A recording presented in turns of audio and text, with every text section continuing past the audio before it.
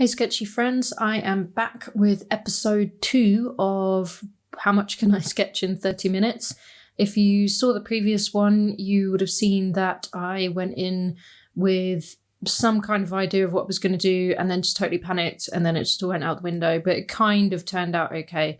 So this week I'm in the casino, but before you judge me too harshly, it's just because there's really nice, I suppose is the wrong word, but there's like some faux Italian architecture in there and it's like super interesting to draw, and we just don't have anything like that here. So for us, it's, you know, it is actually quite inspiring and it's something that's fun to draw. And also we go as a group every week, so me and some of the members of Urban Sketches Johannesburg, and it's just nice just to sit there and draw different aspects of this huge place. There's a lot to it, so you know, our goal was to kind of sketch that each week for a year really, and each week we just change position and draw something else. And to be honest, there's just so much in every different direction. There's, you know, you could sketch here for 10 years and probably not sketch everything. So, and also it's just a nice social occasion as well. I've really realised since moving here to Johannesburg and sort of establishing a bit more of a social connection with the Urban Sketches chapter that it's actually really fun to draw with company. So that is one of my main revelations. I always used to be a bit of a lone wolf, but I actually really enjoy sketching in a group, and because we're chit-chatting as we sketch as well. So it's really nice. This is episode 2. As I said, we're at the casino, and I sort of looked back at my kind of advice I gave in the very first video. So before episode 1, there was a general video about sketching strategies for how to get faster at sketching. And I was thinking, I want to do the one where you don't have to draw everything. And not because I'm lazy, but just genuinely really love sketches that have a lot of negative space in them and leave a lot of stuff unsketched or unpainted. So that was kind of my idea. Again, didn't quite go to plan, but I came into the sketch with a bit more confidence that I could actually do something reasonable in 30 minutes. However, this scene is a lot more involved than the last one, which if you guys have seen that last video, you'll automatically appreciate. The last one I kind of went for sort of simple shape buildings and a bit of landscape sort of behind, and you know, it was just very different concept. So this one is definitely got some more architecture involved, a lot more details, and that's why I just felt like I needed to just kind of come up with some kind of idea on strategy before I put pen to page. Even if it doesn't follow that strategy or go that way, at least, you know, in my head I've got a plan, even if it doesn't pan out quite how I imagined. So I'm trying to be quite loose, to be honest. I think I've got a 0.1 or 0.2 fine liner here. And, you know, I have sort of just slapped that building right in the middle of the 2 pages, which, you know, I kind of quickly realised is not really very good in terms of composition. But I was like, I've got to give myself a break here. I'm trying to draw in 30 minutes. And, you know, there is that moment of panic when you first start. And I was kind of like, oh God, I haven't even spelt the name of the restaurant correctly there. And I've got the first 4 letters really big and the rest of it's like squidged together, which is not good. But I was like, you know, I talked myself through it. I'm like, it's fine. I'll make it better later. Somehow, I know I'm drawing in pen here, but I can hide it. It'll be all right. I guess the question for me as I'm drawing this is, how much of this scene am I going to draw? And also I am somewhat panicking about the composition because I realise I'm just drawing it very square on, which I feel like I've been doing a lot lately with my urban sketches, is just drawing things very flat on and not getting any kind of nice sense of perspective or, composition. I don't know why that's happening at the moment. I need to kind of reset my brain a little more and just try and think about that before I start sketching. Sometimes I'm just so eager, I just sit down and just start drawing any old thing, and then I'm like, oh yeah, I haven't really thought about it. So yeah, I need to work on that. So I'm sorry for the filming not being the best here, but as I'm sure you can imagine, the casino lighting is not good.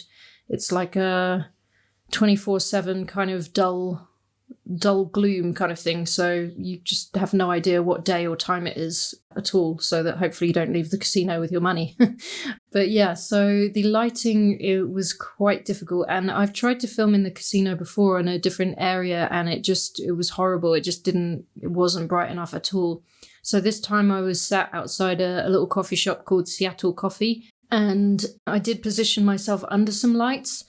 But when I tried to put the camera straight over the page and face down, I was getting some really horrible shadows. So here I've got the camera kind of over my shoulder and the tripod's kind of somewhat between my legs, and I'm trying not to like accidentally kick the tripod whilst also trying to film this, whilst also trying to not get my hand in the way too much. So, the trials and tribulations of filming, sketching on location. But I think maybe because of the way the camera's angled, maybe some of the bottom part of the sketch might look tiny bit out of focus later on, whilst the top part remains in focus. And I think that's just because I had my aperture set to the wrong thing. For those camera nerds out there, you'll know what I mean. But anyway, you can still see what I'm doing, so it's not a big deal. But it's not the crisp, lovely production quality that I would like to have one day. So I am kind of aware that my lines seem pretty jittery, and I don't know if that's just the awkward angle that I'm trying to draw at, as well as trying to be loose with the pen. But again, I'm not too worried about it, and I feel like I can come back and tidy some things up and use some thicker lines later on when I know where I want to place some emphasis and stuff. At the moment, I'm just like try and get some of the scene drawn, try and figure out which bits you're not going to completely draw, but are sort of somewhat there for atmosphere. And yeah, just kind of keep going, really. And all the while, whilst I'm thinking of this style, I'm thinking of reportage illustrators. People like George Butler is the big one that springs to mind, but, people like Veronica Lawler or Jedediah Doré or Linda Kitson. I mean, I'm doing this off the top of my head, so I can't quite remember everyone. Lucinda Rogers and who's that other guy I really like?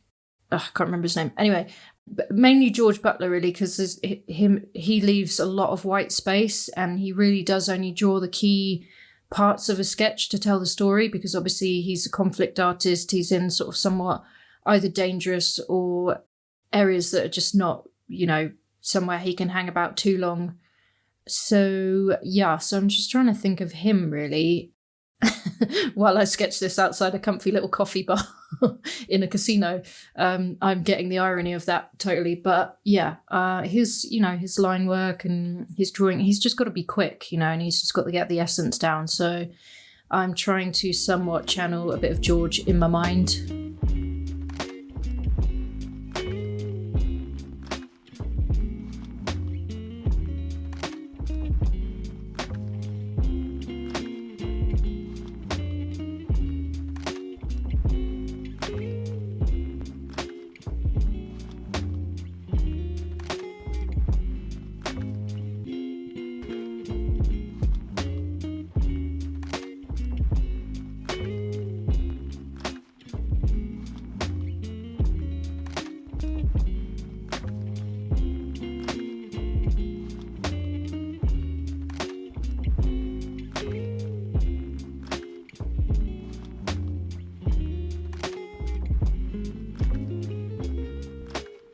So there's definitely some tricky elements going on in this scene.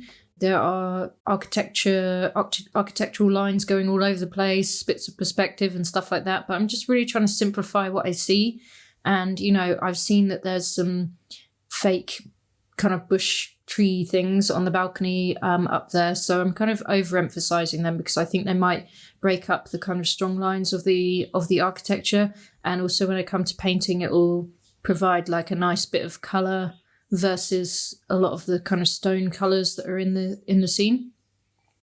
So I'm kind of always thinking about those things when I'm sketching, not deliberately, but they just pop into my head like, oh, if I make this decision, then later on that will pay off when I come to paint it and stuff like that. So I think that just comes with a bit of experience, though, when you've drawn lots of pictures and you kind of think to yourself what would help this scene later on.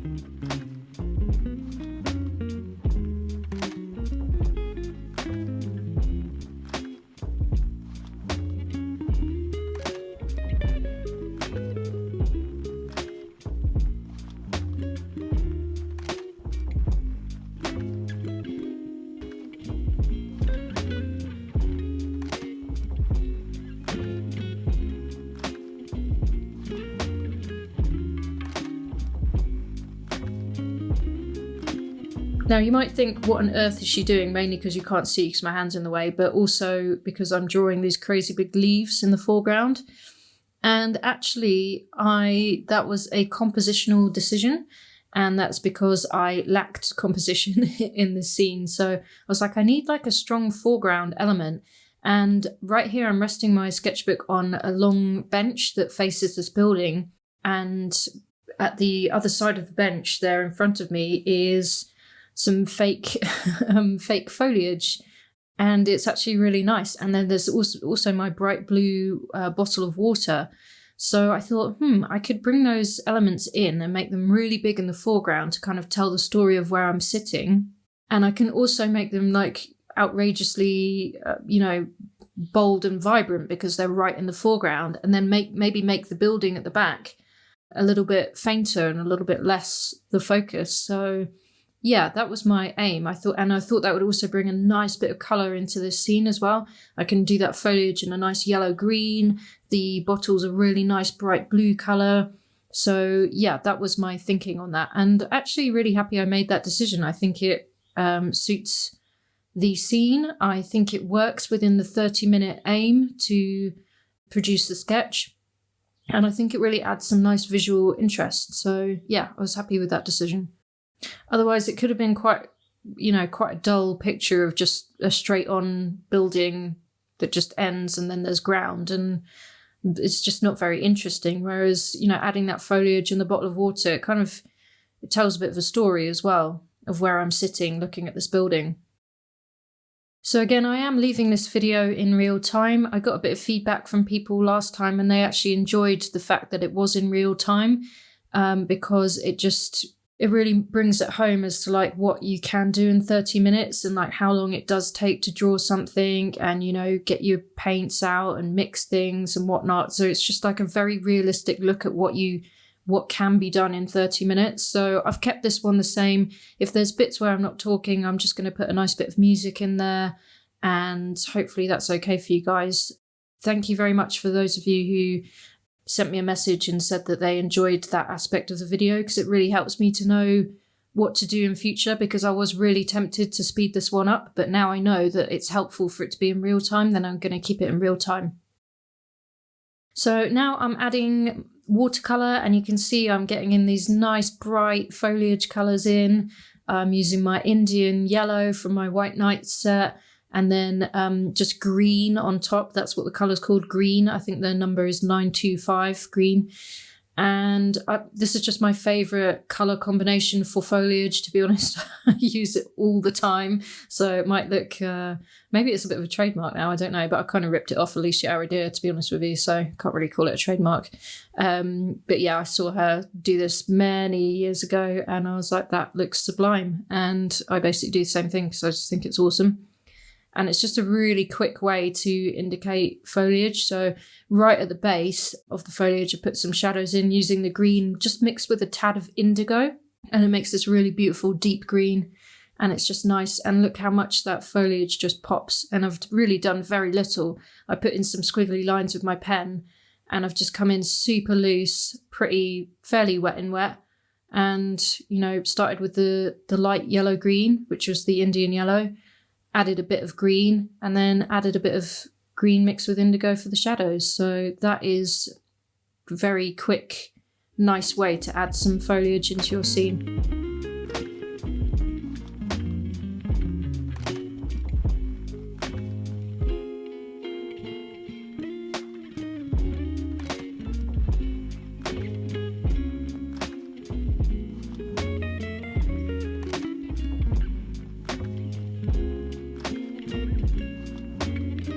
And then this bottle is a lovely blue colour, so I'm just using I think it's called bright blue. Sorry, it's bright blue in my set, but I think it's probably around a phthalo blue, to be honest. That kind of cold blue.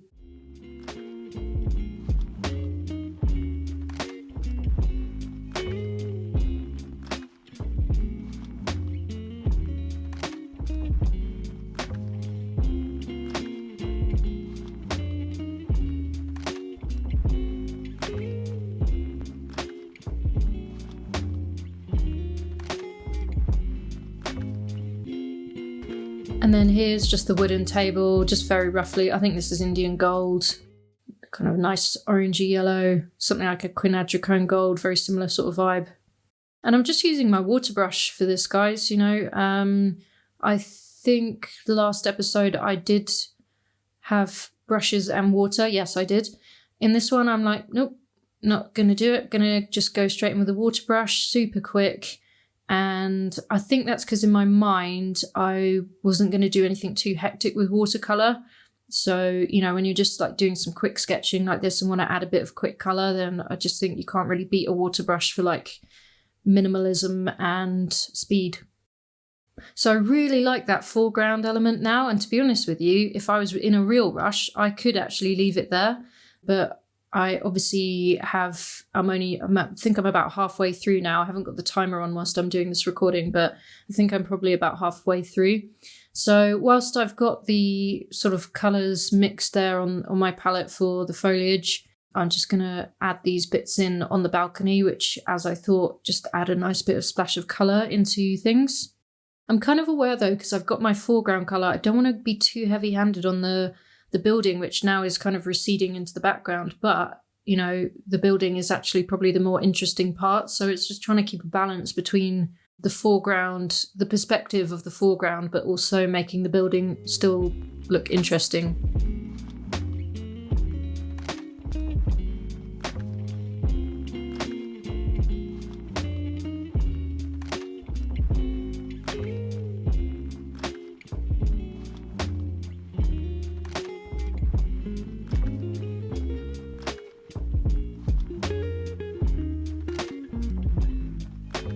And you can see I am being a bit slower this time because I'm really trying to think things through.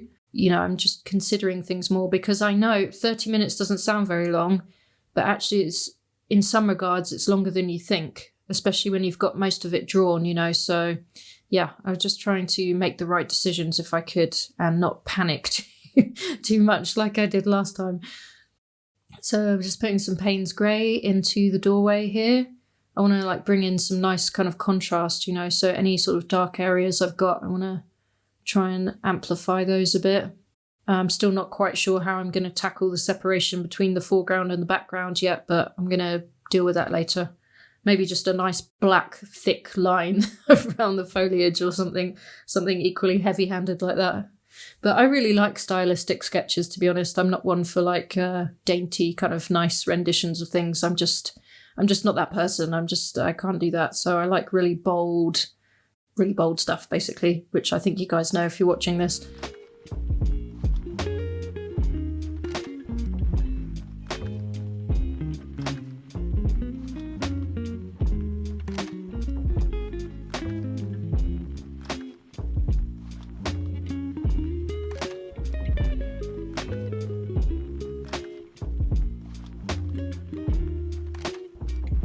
So I'm kind of over-egging the colour on the wall. It is like a soft pink kind of colour, but I thought, well, let's just do something a bit more dramatic and just make it look a bit more interesting, really, on the page, that is. Oops, I've smudged my red there, but that's fine. And you can see, the water brush isn't the best for covering large areas quickly in a non-streaky manner, but if you're doing just a quick sketch like this, then it's fine. You can make it work. Either that or maybe I just don't have very good technique with it, but my watercolors always look a bit patchy with it, so I wouldn't do a full-on proper sketch with it if I had 2 or 3 hours, I don't think, where I want to do something really nice and kind of crisp. I would use my real brushes, but if I'm just doing quick sketches like this, if I'm on the move.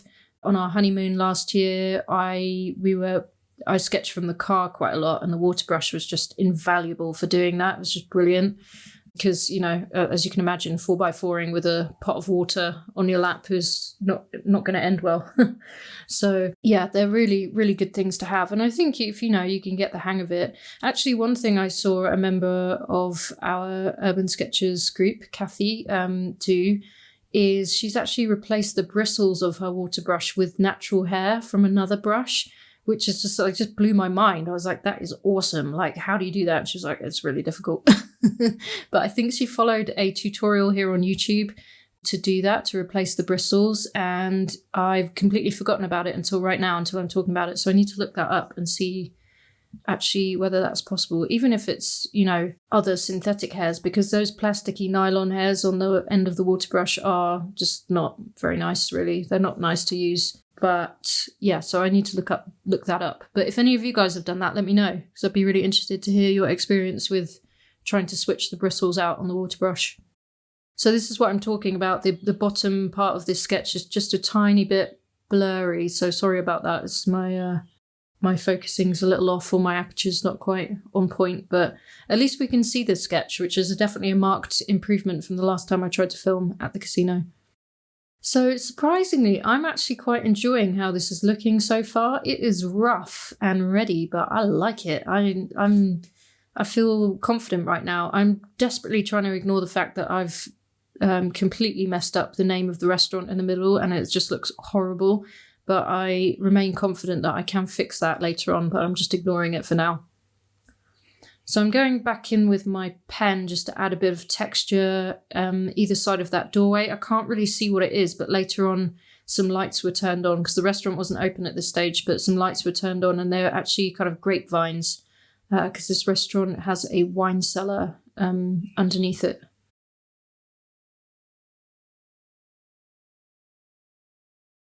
So I've got my trusty Faber-Castell Pit Artist pens out. They're always nice and quick to add in some grey shades with. So at the moment, I'm kind of guessing that the either side of this building are just going to be left blank, and it's not really the effect I was going for, to be honest with you, but I'm still hoping I've got time to address that later.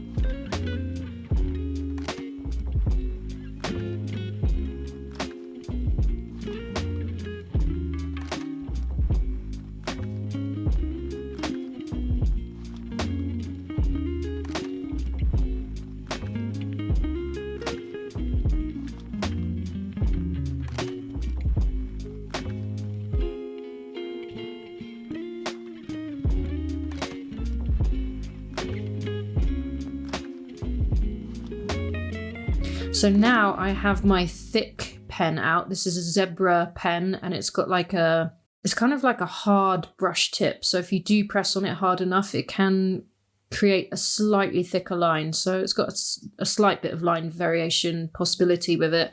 And yeah, I've come in and just written over the top. So that's why it's actually really useful to do a sketch. If you're going to go straight in with pen, like I did here, it is useful to use a very fine pen, like a 0.1 or a 0.2, because it almost acts like a pencil, where obviously you can't erase it, but like you can once you come over the top with watercolor, and then after that, you know, you get a thicker pen out, the fine lines that you put down before really kind of fade away. You just don't even notice them. So where I've written the actual name correctly of the restaurant across there, it's, you know, you wouldn't really, unless you looked kind of quite closely, you can't really see that there's something else underneath there, especially when I come back to it later on as well. So I'm kind of remembering, I think Lucinda Rogers here. Oh yeah, Lyndon Hayes. That was the name of the guy I was trying to remember earlier. Lyndon Hayes. And in some of their sketches, they just have like thick black lines around certain edges of things. And to my untrained eye, it looks kind of random. And they are two other people who kind of draw things and then leave other things undrawn. And, you know, because they're reportage illustrators as well. And yeah, so I was like, do you know what? I'm just going to put a random thick line around this part of the building. I don't really know why, but I'm just going to see what it looks like. So if anyone knows why Lucinda or Lyndon choose to put those heavy lines in certain places, I would love to know, because I can't quite figure it out. I just know that I really, really like it. So again, just using a Faber-Castell Pit Artist pen just to add some shadows in. If you guys have seen any of my videos, you know that I just love these pens for adding shadows on top of watercolor. They're just unbeatable. Really, really great. They were like the best purchase ever. I use them all the time. So I've got my finer pen back out now, I think, and I'm just sort of restating a few lines. Just trying to add in some more details, just trying to make it look a bit more interesting. This doesn't have any bricks or anything on this building, so there's no texture that I can add in regards to bricks or anything. So I'm just trying to, find some other details I can add, because I generally find that makes things look more interesting or look more sophisticated. So I have chosen to add a couple more lines over on the right as well, just to indicate that there is something there. Probably would have been good to add something on the left as well, but I'm not sure that I get to it.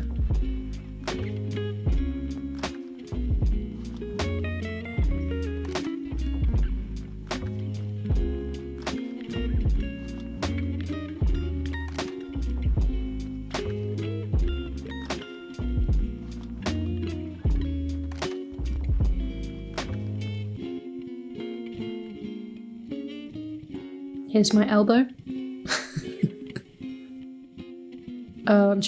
So I was trying to find my black brush pen. So again, just to try and add a bit more contrast to the scene, but also being aware of like not drawing the eye too much up there. I don't know.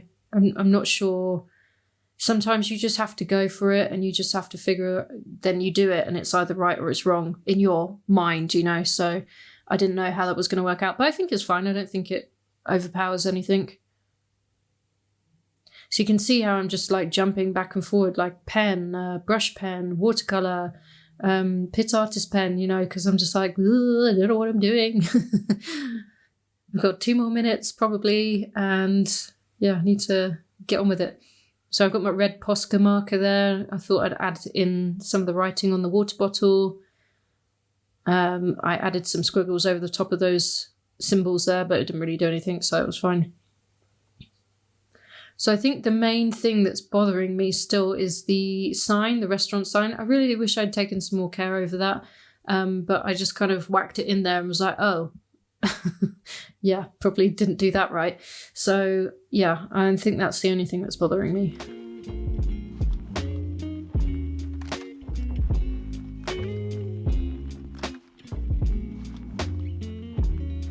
So again, just trying to find some more details I can put in.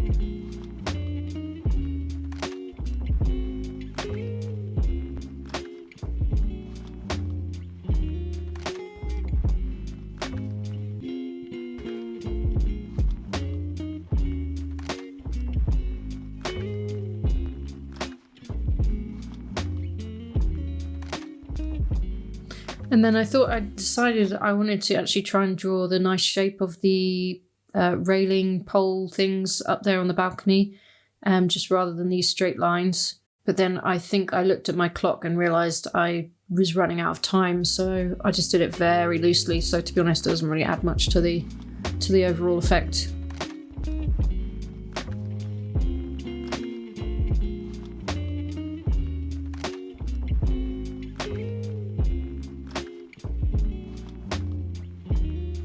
And just a few perspective lines to show the covering that's over the balcony.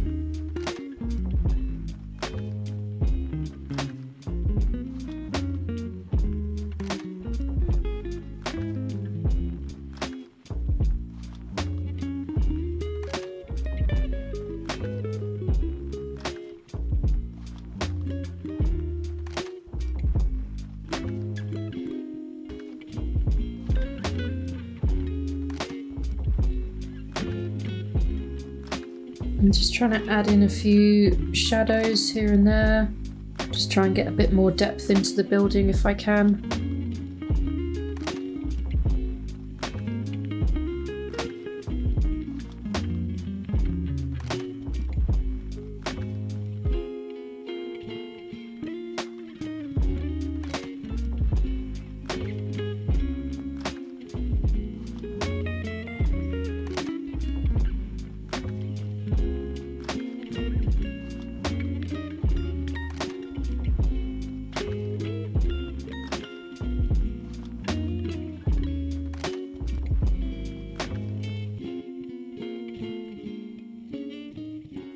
Okay, and then I think one of the last things I decided to do is just really try and do something about this this sign.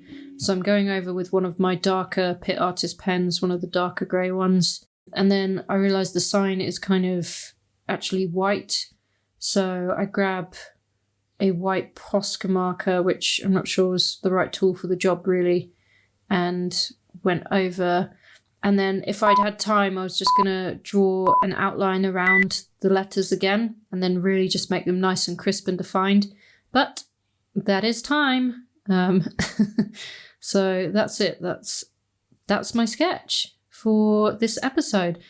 And you know what, guys? I'm actually quite happy with it. I think, I could look back at this and be like, oh yeah, I remember sitting at Seattle Coffee and sketching that building at the casino.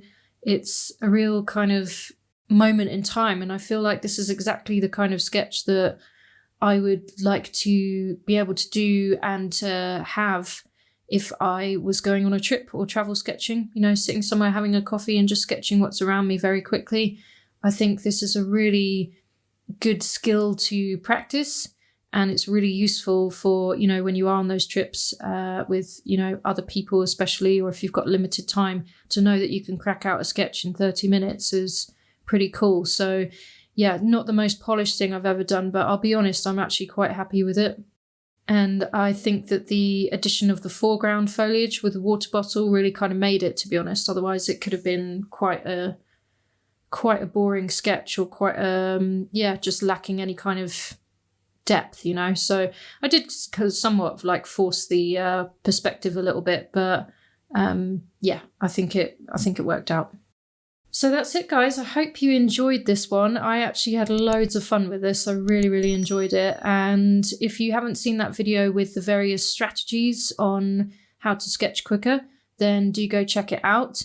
And if you haven't seen episode 1 of this little mini series, then do go back to last week's video and check that one out as well. And if not, I will see you in the next one.